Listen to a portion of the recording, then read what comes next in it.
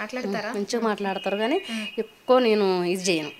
మామూలుగా వాళ్ళంటే అసిస్టెంట్లు మరి నన్ను గిన్నెలు గడిచాను పొగుడుతారో ఎట్ట పొగుడుతారో తెలియదు కానీ దక్క పుట్ట తీపిస్తామంటారు, సార్ పిలుస్తానంటారు. ఇంకో కొంతమంది ఏంటంటే తాగే వాళ్ళు ఉంటారు, లేడీస్ వల్ల మేము లేడీస్లే పోయి సుభద్ర నేను పిలుస్తారట అంటారు.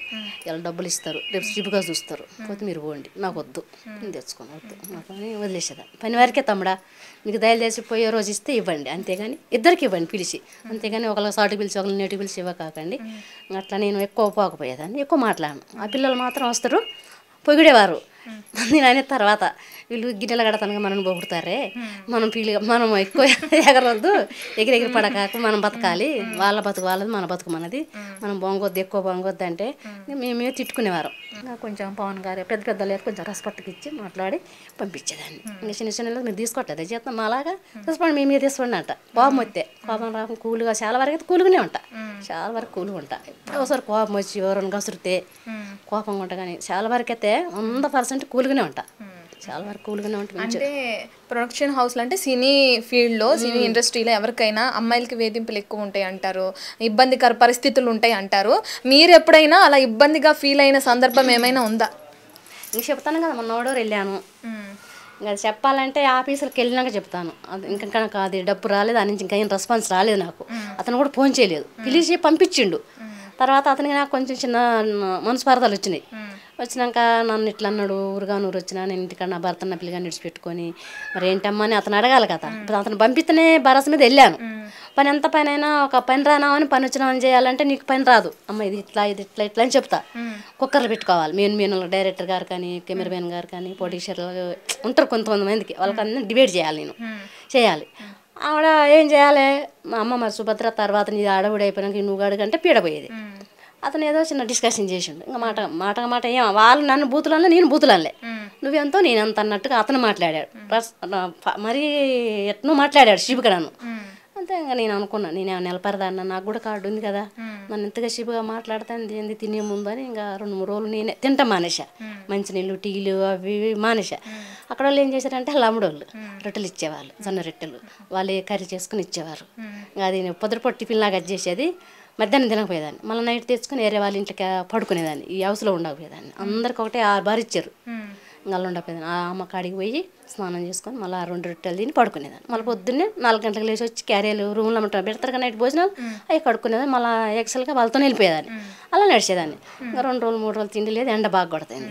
మరి మేనేజర్ ఎలా కనిపెట్టి కొంచెం ఎందుకు నువ్వు తేడా కొడతాను వచ్చినంత ఇప్పుడు లేవు, సరే ఈ అమ్మాయిని పంపించండి అన్నారు. చెప్పారే ఒకళ్ళు తింటలే తాగట్లని చెప్పారే ఏం పాడు, పంపించండి అన్నారు. ఓకే అన్న ఎగ్జాక్ట్గా వచ్చేసా. నేను ఎందుకు ఏమిటని ఏం డిస్కషన్ చేయలే, ఎగ్జాక్ట్గా వచ్చిన 2వ రోజు 3వ రోజు ఇంకో మీడియం వాళ్ళు వచ్చారు, ఇంటర్వ్యూ ఇచ్చాను. మీరు ఎప్పటి నుంచో వర్క్ చేస్తున్నారు కదా ఇట్లా ప్రొడక్షన్ హౌస్లో, చాలా దగ్గర చేశాను, ఈటీవీలో కూడా చేశానని మీరు ఇప్పుడే చెప్పారు. మరి అంత పని చేస్తున్నప్పుడు మీకు ఆరోగ్య సమస్యలు ఏమైనా వచ్చినాయా? వచ్చినాయి చెప్తాను కదా, పెద్ద ఆపరేషన్ అయింది. తర్వాత ఇట్నే ఇంకా మామూలుగా జనరల్గా ఎక్కువ షూటింగ్లు నడవనప్పుడు బయట పైనకి వెళ్ళేదాన్ని. ఇంక ఇందులో సరిగా అలా టైం టు టైం తినాలంటే సిగ్గిడ్చి తినాలి, ఎదిరియాలి, నువ్వెంత నేనంత అనాలి. నువ్వు కొంచెం నాకు మొఖమాటం ఎక్కువ కాబట్టి తినకనో తాగకనో గర్భసంచిపోయింది, బరువులు మోసి వాళ్ళేం చెప్పరు, కాకుండా ఒకటైనా బాబుకి క్యాన్ ఎడబెట్టమంటే కసురుతారు. ఆ కసరటం ఎందుకు, అదేందో నేనే పడతా తిప్పాలన్నట్టు డేట్లు వచ్చినప్పుడు క్యాన్లు మోసి గర్భసంచి పాడైంది. తర్వాత కిడ్నీ రాళ్ళు వచ్చినాయి. అంత మించి నాకు ఏ రోగాలు, ఆపరేషన్ ఏం చేసుకుని బాగున్నా, ఇప్పుడు 4 సంవత్సరాలు బాగానే ఉన్నా. ఇప్పుడు ఈటీవీలో కూడా ఎన్ని సంవత్సరాలు పనిచేశారు? కార్డు ఉండి కార్డు లేక 5 సంవత్సరాలు చేశా, కార్డు లేనప్పుడు 1 సంవత్సరం 2 సంవత్సరాలు చేశా. 100 రూపాయలు ఇచ్చేవారు రోజంతా చేస్తే, నేడు 9ంటికి వచ్చేదాన్ని, భోజనం డబ్బులు 50 ఇచ్చేవారు. కార్డు తీసుకున్నాక 400 ఇచ్చేవారు, మేనేజర్లు ఇచ్చేవాళ్ళు నాకు. ఈ కార్డు తీసుకున్నా కదా మంచిగా పరిచయమైన మంచిగా అలానే ఉండనైతే నేను అనవసరంగా డబ్బులు ఆశపడి చిల్మలకు వచ్చా, ఆరోగ్యం పాడు చేసుకున్నా. ఇప్పుడు ఏంటంటే కొత్త వాళ్ళు వచ్చారు, మంచి వాళ్ళు కొత్త వాళ్ళు వచ్చారు, కుర్రోళ్ళు లేడీసు కామర్కాయి. ఇప్పుడు నేను పాతదాన్ని, ఇప్పుడు ఏంటంటే అమ్ముకు సూటుగా పోద్దామని ఎవరేమన్నా అన్నీ తెలుసు అంటారు కదా, కుర్రోళ్ళు ఇప్పుడు అంత కుర్రోళ్ళు అంత నీలాంటి పిల్లలు అంత ఆంధ్ర పిల్లలు, వాళ్ళ కమ్మక్క ఇప్పుడు మాలంటాను సరే పిలవట్లేరు. నేనంటే నేను కలవట్లేదు, జనాలు అలా కలవట్లేదు, నాకు వద్దులే, నాకు కూడా పెద్దగా ఉరక బుద్ధి కావట్లేదు. ఎవరైనా తెలిసిన వాళ్ళు ఉండి పాత వాళ్ళు నా పర్వాలేదు అని పిలిస్తే వెళ్తా తెలుసుకొని నా పని నేను చేసుకొని నైట్ ఉండని పగలు ఉండని, ఈరోజు 4 గంటలకు బయలుదేరినా రేపు 4 గంటలకు కూడా చేస్తా, రై పగులు అన్నం వండేదాన్ని సుభద్రమ్మ కుక్కర్లు పెట్టంటారు, సుభద్రమ్మ ఆ గిన్నె గడకంటారు, టీ గిన్నెలు గడ అన్నీ చేస్తా. అన్ని పనులు ఎంతమంది పిల్లలు మీకు? నాకు ఒక బాబు. ఒక బాబు. మీ భర్త ఎలా ఉంటారు? మీకు బాగానే ఉంటారు? నేను చెప్తారులే, బాగానే చూసుకో. పోతాడు కానీ ఏం అంతే. అంటే మీరు అవుట్డోర్ షూటింగ్స్కి అట్లా వెళ్ళినప్పుడు కూడా మీ ఇంట్లో నుంచి అమ్మని పిలిపించుకుంటే, ఎందుకంటే భర్త ఉన్నాడు కదా, కొంచెం మా భర్త బ్యాడ్గా మాట్లాడతారని మా బాబుకి తెలుసు ఇండస్ట్రీ అంటే ఎంత. మమ్మీకి తెలుసు, మమ్మీ నువ్వు వెళ్ళి అంటాడు. ఈ లోపల మా అమ్మని పిలుచుకుంటా, వీళ్ళకి కొంచెం చేసి పెట్టుకుంటా చేయడానికి అమ్మని పిలుస్తా. ఇంకా మొన్నటిసారి మాత్రం అమ్మ కూడా రానన్నది. ఈ చికాకు మా భర్త చికాకు తట్టుకోలేక వెళ్ళా. ఈ చికాకు ఆ చికాకు ఇంకా అతను కూడా నన్ను చిన్న డిస్కషన్ చేసిండు. నేను ఫీల్ అయ్యా, ఇంత పని చేస్తాను నేను ఎండలా, మీరు కూర్చొని చెల్లులు అలా చూసుకుంటూ అన్నీ చూసుకుంటారు నీడలు కూర్చొని. అయినా కూడా నేనేమన్నా, మాకు మీకున్న తేడా ఎందుకు, మమ్మల్ని లేడీస్లు అంత చిపుగా చూస్తారు. ఇంకో కార్డు ఉన్నావైతే ఇద్దరం కలిసిమెలిసి మంచిగా నువ్వెంత నేనంత చేస్తా. ఇప్పుడు నీకు 500 ఇచ్చి నాకు 1000 రూపాయలు ఇస్తే, నా 500 ఇచ్చిన మనిషి ఎలా చేస్తుంది పని? వాళ్ళకు కూడా తెలిసిపోయింది అన్నట్టు. అక్క నువ్వు నేను చేసేది అదే పని, నీకు 500, నాకు 1000 రూపాయలే, నాకు 1200, 1250 నాకు అక్క అని అడిగింది ఆ అమ్మాయి.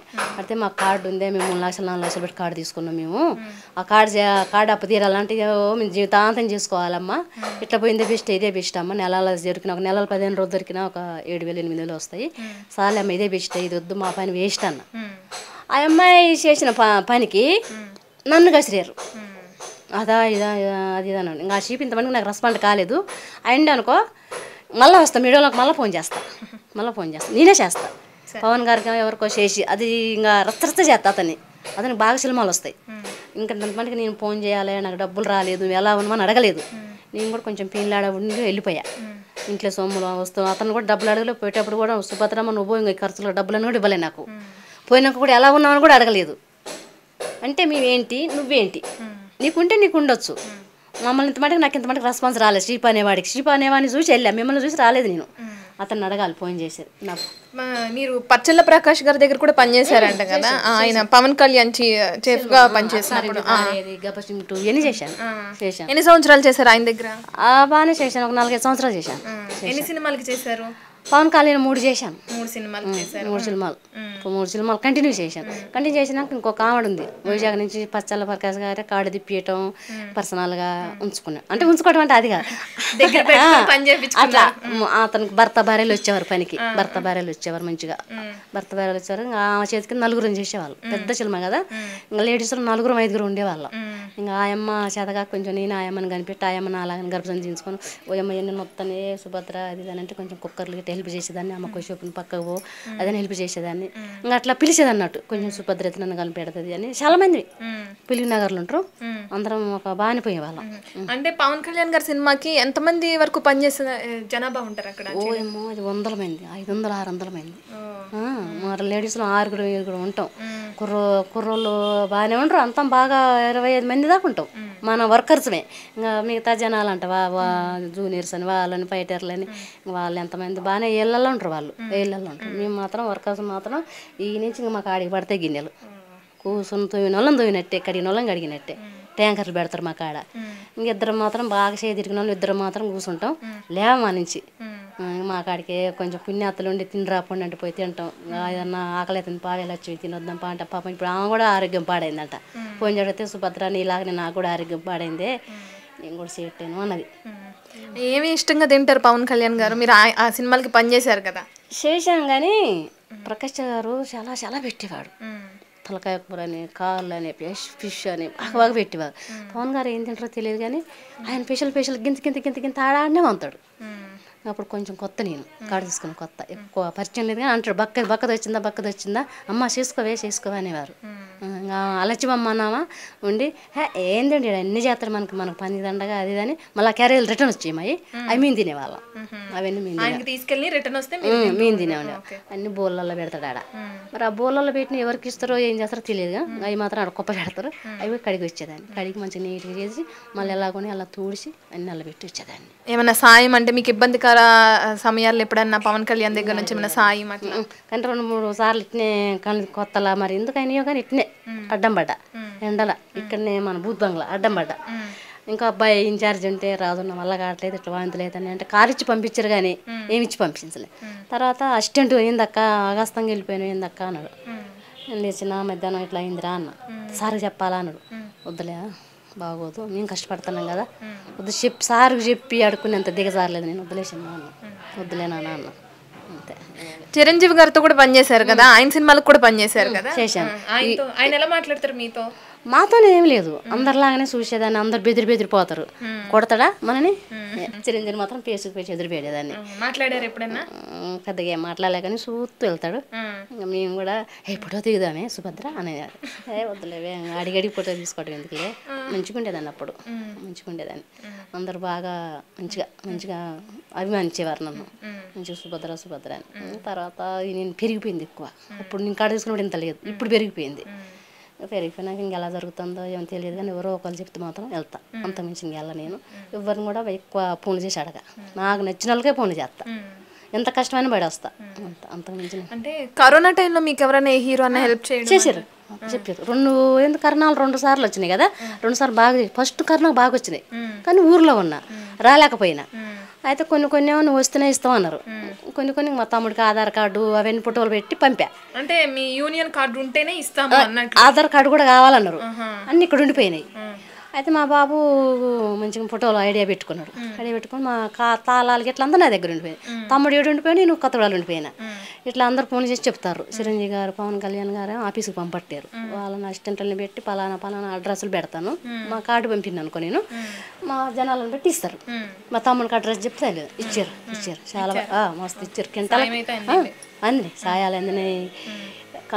కమలాసన ఆయన కూడా మాకు బిగ్ బాస్ అలా మా సూపర్ మార్కెట్లలో డబ్బులు ఇచ్చిండు, టోకన్లు ఇచ్చారు. అలా పోయి ఇష్టమైన ఇచ్చిండు, అతను కూడా సాయం చేసిండు. చాలా మంది ఈ పవన్ కళ్యాణ్ చిరంజీవి గారు మాత్రం వాళ్ళే ఇచ్చారు. ఎక్కడెక్కడ అడ్డా పెట్టారో నేనైతే లేను, తమ్ముడు అందుకొచ్చాడు.